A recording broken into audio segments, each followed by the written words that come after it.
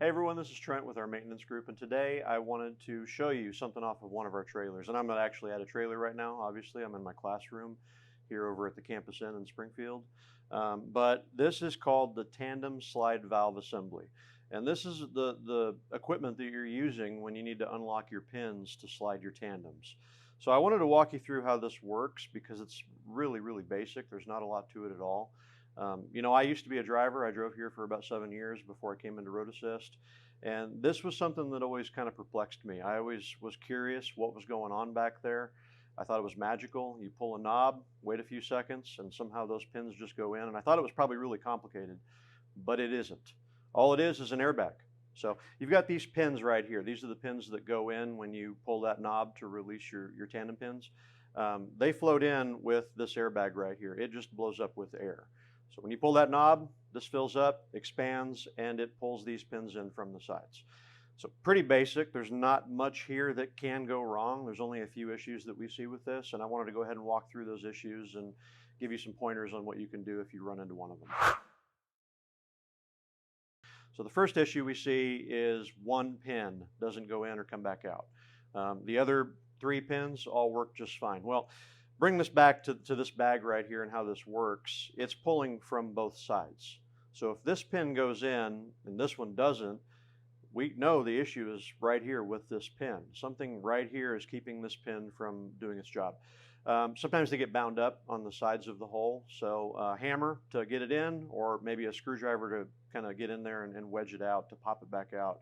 That's usually all it needs. If it's just one pin that's not coming in or out, it just probably needs a little force, or a little impact. Second big issue that we see with this is actually something that we've been dealing with for a long time, probably close to 10 years now.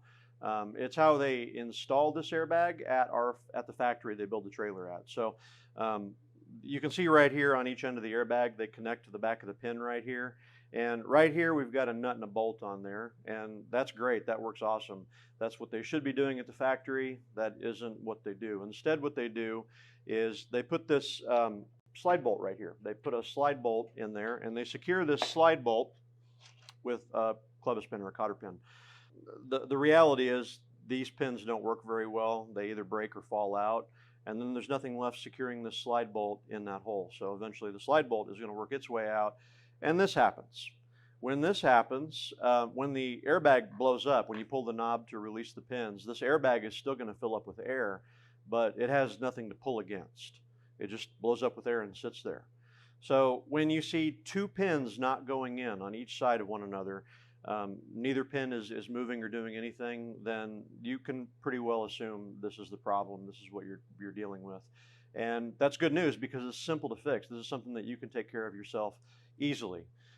You can look and see here, all we got to do to get this working again is reconnect this somehow. So we need to get something to put through this hole. This is probably in a different state at this point. It's not going to be available for you to use anymore, so you're going to have to find something else. Here are a few items that we've had drivers use successfully over the years to re-engage this and get the tandems to unlock.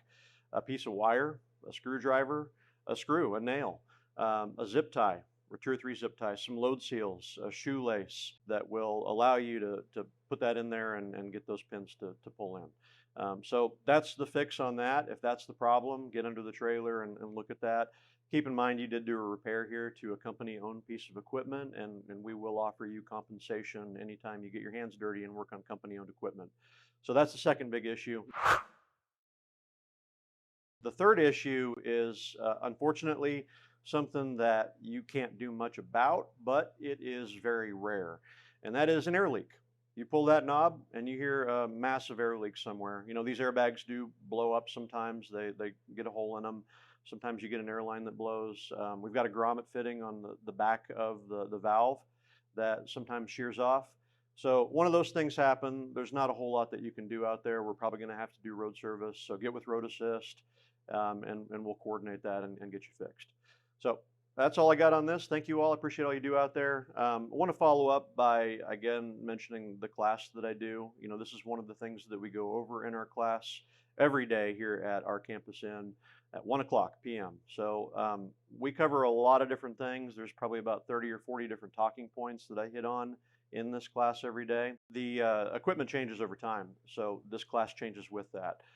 Highly encourage everyone to come in and check the class out and continue their learning with the equipment as it changes. So again, here every day in Springfield, Missouri. We also do the class in Pittston and Salt Lake on Thursdays at 1 p.m. Thank you.